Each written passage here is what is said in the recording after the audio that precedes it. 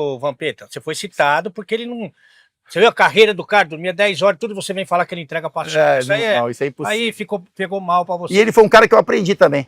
Porque até contei essa história para uns amigos aí esses dias, porque o Vampeta era um cara que às vezes a gente jogava, né, e tinha a liberdade de poder sair depois do jogo e voltar no outro dia para pegar um voo, ou tinha um horário que a turma ficava batendo papo na concentração, e eu era muito jovem quando eu cheguei no Corinthians, e o Vampeta era um cara que ele, mesmo sem querer, me ajudou demais, porque às vezes eu ia, depois do jantar, por exemplo, eu ia querer ficar batendo papo com os caras, até um horário um pouco mais tarde que o café da noite, e ele falava pra eu ir pro quarto, ele falava, ô, Fábio, vai pro quarto, cara, que amanhã você tem que correr pra caramba aí, entendeu? Isso aqui não é lugar pra você. Às vezes liberavam, né, depois de um jogo, e aí, não que eu gostava disso, mas às vezes eu achava que era importante estar junto com a galera.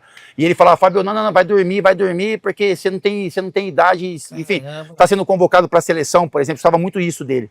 Pô, você tá jogando, você tá sendo convocado pra seleção, isso não é lugar pra você, sabe? Você tá formando sua carreira, você não é como a gente aqui, que já são caras mais cascudos. Então, assim, tinha um cuidado dele, eu agradeço muito. Você vê, e eram caras que tinham uma relação um pouco, tipo Marcelinho Carioca, o Vampeta, o Dinei, são caras que nessa minha formação ali no Corinthians, que, né, você chega em um time bicampeão brasileiro, campeão mundial, enfim, teve esse cuidado, essa preocupação dos caras de, tipo, a gente tá fazendo uma coisa que talvez não seja bom para você nesse momento, sabe? De você construir sua carreira aqui no Corinthians e você ser convocado para a seleção. Então, cara, esses caras foram muito, são, né, até hoje importantes pra caramba na minha vida. Eu não sabia, não. Exatamente. Eu sei que a gente brinca sempre que o Fábio não bebe, não come besteira, não gosta de samba e... Não, eu não bebo, né? Qual que é a outra? Não bebo. Não come besteira. Não come besteira, isso, exatamente. E eu respeito o samba. Tudo bem, respeito pra caramba. Não é, eu sou sertanejo, né? Eu sou do interior. E também nunca traiu a esposa. Então você não tá no nosso ciclo. A gente tá no seu, no seu, agora a gente conversou que eu tô no seu ciclo agora. Agora eu tô porque bem. Porque só falta tirar a bebida, a besteira tá se alimentando bem, porque você tá fininho. Você já teve bem pior com relação a isso. Obrigado. Hoje você tá um cara que já performance pró. Como a gente fala, eu sou mais disso. Isso, exatamente. É só bebida que falta para você agora. E uma outra coisa que eu vejo você batendo muito, e essa aí eu sou testemunha, que é com relação à liderança, né? Um líder, a importância de um líder. Você foi um líder monstruoso, talvez até na mesma, você que pode falar, na mesma proporção que você jogou muito bem, você era um líder que protegia, que ia no meio dos caras, da imprensa, o caramba, né? Olha, eu aprendi bem, né? Eu tive bons professores. Eu não vou falar que eu sempre fui isso, porque não era, né? Eu tinha os meus princípios, aquilo que eu acreditava. Mas, por exemplo, na Ponte, eu tive o Ronaldão, né? O Ronaldão da seleção, campeão do mundo, como capitão, assim. Então ele falava, eu obedecia, sabe? Eu acho que falta um pouco isso também, né? Os mais jovens... A hierarquia. Exatamente. Ele falava e eu obedecia, assim. Eu brincava um pouco, né? Tem algumas brincadeiras que eu fazia com ele, depois que eu tomei essa liberdade, que eu entendi que ele era não só um ídolo para mim, um exemplo, mas também era um amigo, e enfim, aprendi pra caramba. Aí eu chego no Corinthians com um pouquinho mais de, né, sabe assim, com um pouquinho mais de respeito, né, porque eu tinha feito uma boa campanha pela Ponte, aí eu pego o Fred Rincon como capitão. Então, olha quais foram as minhas experiências ali, né? E você sempre atenta. E eu atento a tudo. Eu entendia que tinha um momento certo de falar, que não adianta você falar de graça, cobrar de graça, que um olhar muitas vezes tem mais força do que a palavra, sabe? O Rincon não falava nada, o Rincon só olhava para você falava, morri, apanhei, acabou minha vida, não olhar assim. O Rincon falou muito pouco comigo de cobrança, só que ele olhava, ele abria o olhão, né? Abria aquele olhão e eu falava, pô, fiz alguma besteira, sabe? Então é isso, eu aprendi enfim, a cobrar com palavras na hora necessária, a olhar com respeito quando é necessário, também ter um olhar de admiração pelo seu companheiro, né, quando faz alguma coisa bacana. Então é isso, cara, eu fui bem moldado. O do Rincon, às vezes ele também passava um pouquinho do olhar, como no caso do Marcelinho. Pega pelo pescoço. Mas eu nunca peguei ninguém pelo pescoço. Não, já pegou sim. Da imprensa já pegou. Não, já peguei, da imprensa já. Quartinho, vai no quartinho. No quartinho, foi verdade. Não, mas é isso que eu falo. Se o Rincon pegou ali no pescoço do Marcelinho, é porque era necessário naquele momento. No pescoço. Eu talvez não tivesse chegado a esse ponto de ser necessário eu pegar alguém pelo pescoço. Quando foi, eu peguei, né? Mas é isso, cara. Eu tive boas referências. Faltou alguém pegar no pescoço do Edilson também. Eu tive boas referências, cara. E aí eu sei o quanto é importante daí você falou do Rincon, aí quando você vai pro Flamengo, você não vai de capitão. Não, aí quando eu chego no Flamengo já é um outro estágio, né? Mas você tinha... Quem era o capitão lá, sabe? Então, quando eu chego era o Roger Flores. Ah, não, aí... Então. Mas Mas também... o Roger falou assim, não quero, não quero, não quero.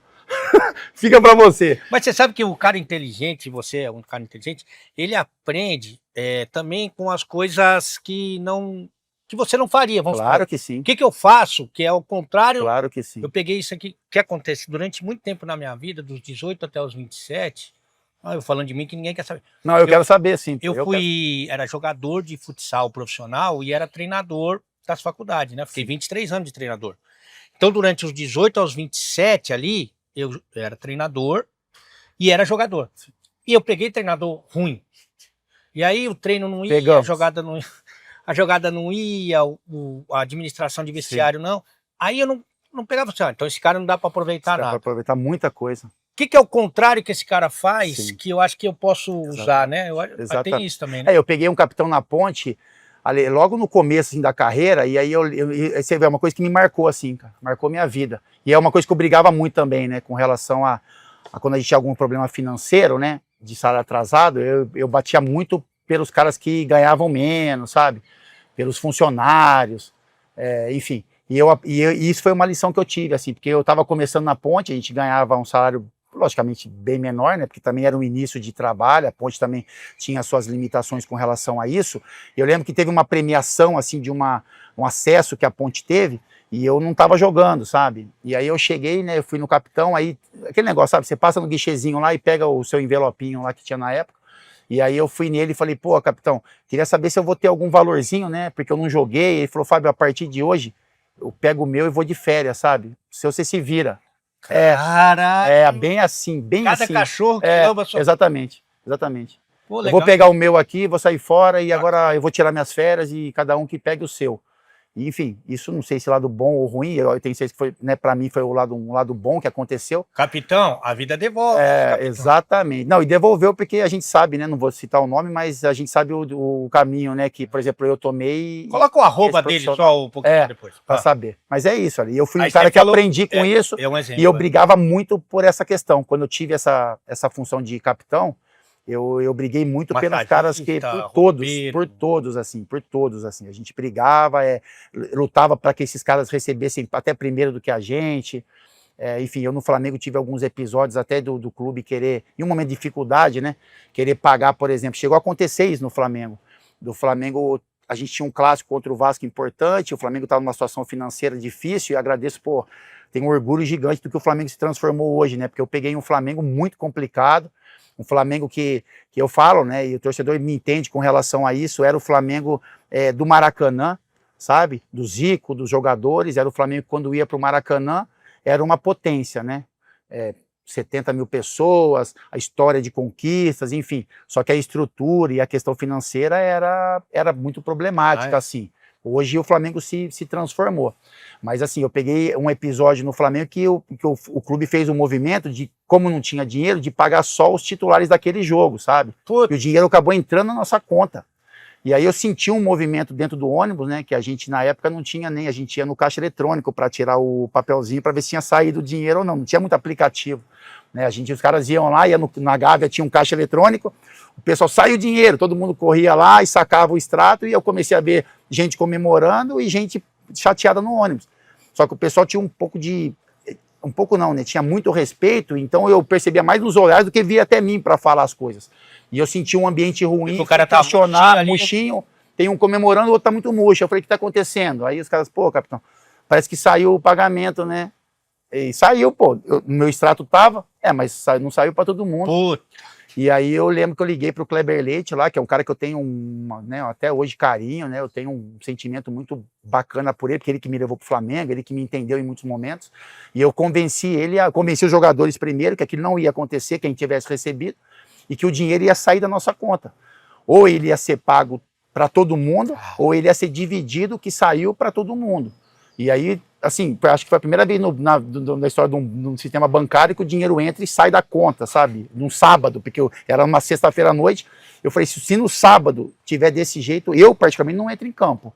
O dinheiro vai ter, ou ela tem que sair, divide, ou sai todo mês, exatamente. Então eu aprendi, né, ali, sabe? Eu aprendi. Mas não teve algum boleirão que falou, ô, capitão, se mete nisso aí. Não teve. Não teve, porque aí pegava pelo pescoço. Aí eu pegava ali. Eu pegava porque se é um grupo, né? A gente fala que é um grupo, né? A gente fala que é uma família, não fala? É que sempre a gente é uma família. Que é mais diferente. Não, eu entendi os problemas, né? Claro que tem gente que tem mais problema do que outro, tem mais contas para pagar do que outro, teu aluguel é mais caro do que outros, entendeu? Mas enfim, cara, a hora que a gente tá no campo ali, não é todo mundo igual, lógico, né? Se você ganhar um valor X e o outro ganha Y, mas na hora do campo, todo mundo luta igual. O que vai receber é um mérito seu, uma conquista sua. Mas enfim, esse foi um episódio que eu tenho muito orgulho disso, sabe? Eu tenho orgulho de ter enfrentado torcida organizada para proteger jogador, botar minha cara ali sozinho numa situação. Tenho orgulho disso também, de brigar pelos jogadores e fazer entender que é pra gente, se for para receber, vai receber todo mundo. E se não for para receber, não vai receber ninguém. Eu conseguia movimentar jogador com 3 meses atrasado, entrar no Maracanã, né? No Corinthians eu não tive muito problema, no Flamengo eu tive mais. Mas fazer os caras esquecerem toda essa questão extra-campo para correr pra caramba dentro do campo, que é difícil, né? Eu tinha bons argumentos de que, pô, os caras estão aqui, 70 mil pessoas, tem muita gente que vem aqui, também não tem dinheiro, também está se desempregado. Que a única alegria a gente consegue transmitir, a única alegria dos caras é essa. A gente tem problema que vai ser resolvido na semana.